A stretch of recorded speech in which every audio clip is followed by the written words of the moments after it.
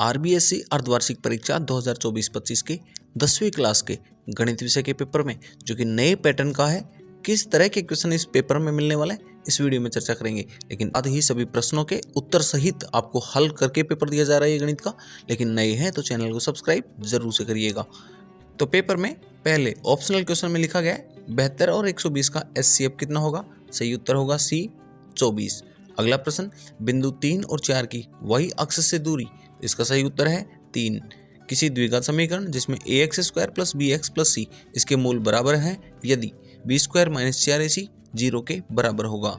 अगला प्रश्न, एक द्विघात समीकरण में शून्य अंकों की अधिकतम संख्या कितनी हो सकती है। इसका सही आंसर है सी 2 आंसर। अगला प्रश्न, sine square 80 degree plus cos square 80 degree इसका सही मान क्या होगा।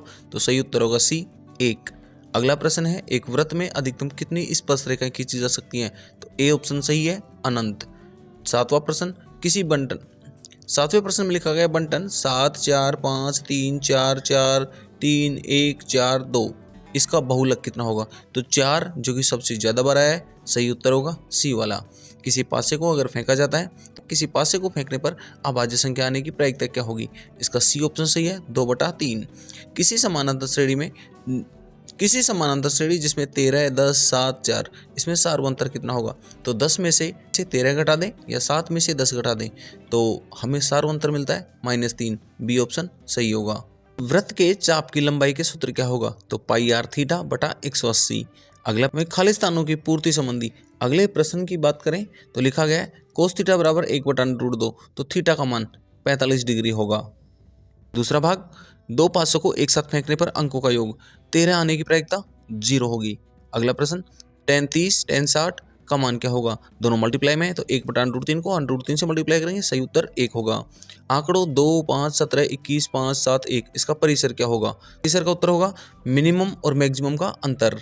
वहीं 196 के अभाज्य गुणनखंड है जिसकी घातों का योग करना होगा जो कि सही है 6। अगला प्रश्न है, वृत्त की त्रिज्या r और कोण p है तो त्रिज्या खंड का क्षेत्रफल पाई r² थीटा बटा 360 होता है। तो पाई r² थीटा की जगह p लिखना है बटा 360। अगला प्रश्न की बात करें, लिखा गया नो sec² थीटा माइनस नो tan² थीटा। आइडेंटिटी यूज करेंगे sec² theta equals to 1 + tan² theta. तो इसका सही उत्तर आएगा नो। बाकी सही उत्तर डिस्प्ले पर देख सकते हैं। वहीं अगले प्रश्न में लिखा है दी गई आकृति में थीटा का मान, आधार की लंबाई 10√3 मीटर है जबकि ऊंचाई की लंबाई 10 मीटर है। तो आधार और लंब में संबंध tan थीटा बताता है। tan थीटा बराबर लंब बटा आधार, तो लंब 10/10√3 तो 10 से 10 कट जाएगा 1/√3। कोण का मान 30 डिग्री आएगा। अगला प्रश्न लिखा हुआ है ax² plus bx plus c के मूल ज्ञात करने के लिए श्रीधराचार्य सूत्र। तो श्रीधराचार्य सूत्र होगा -b plus -√b² minus 4ac बटा 2a आपके सामने दिखाया गया है। अगला प्रश्न है समानांतर श्रेणी 2 5 8 11 के 12 पदों का योगफल आप डिस्प्ले पर देख सकते हैं। कैसे निकालेंगे, SN का सूत्र लगेगा n/2 2a + n-1 * d। कुल मिलाकर इसका आंसर आएगा 222 आंसर। अगले प्रश्न पे चले उससे पहले अगर आपको सभी पेपर समय से मिलते हैं इसके लिए आप हमें सब्सक्राइब जरूर से करें। वहीं अगला प्रश्न है कि दो समरूप त्रिभुजों के भुजाओं का अनुपात 4:9 है तो उन त्रिभुजों के क्षेत्रफल का अनुपात होगा 4/9 का स्क्वायर, इसमें 16/81। वहीं दी गई आकृति में कोण AOB पूछ रहा है तो 60 आगे दिया गया है और इस कोण AOB को और APB इन दोनों को मिलाएंगे तो 180 डिग्री होता है। 60 दिया गया है, it means opposite angle 120 degree होगा। तो सर्वांग समता के नियम RHS नियम को परिभाषित करना है। Means RHS right angle hypotenuse और साइड। इस नियम की बात करें तो दो त्रिभुज जिसमें एक कोण समकोण, एक कर्ण और एक भुजा ये समान हो तो उन दोनों त्रिभुजों में सर्वांग सम नियम RHS लगता है। यदि 16 और 24 का HCF 8 दिया है तो LCM निकालेंगे। तो HCF × LCM बराबर दो संख्याओं का गुणनफल होता है। यहाँ से HCF और LCM में से किसी एक का वैल्यू निकालना हो तो यहाँ LCM का फाइंड करना है तो 48 आंसर आएगा। वहीं नवा प्रश्न लिख रहा है दूरी सूत्र लिखिए। दूरी सूत्र होता है x2 - x1 का स्क्वायर प्लस y2 - y1 का स्क्वायर और पूरे का अंडर रूट बराबर होता है दूरी सूत्र। अगले सवाल की बात करें तो शंकु का आयतन ज्ञात करने का सूत्र 1/3 पाई r²h।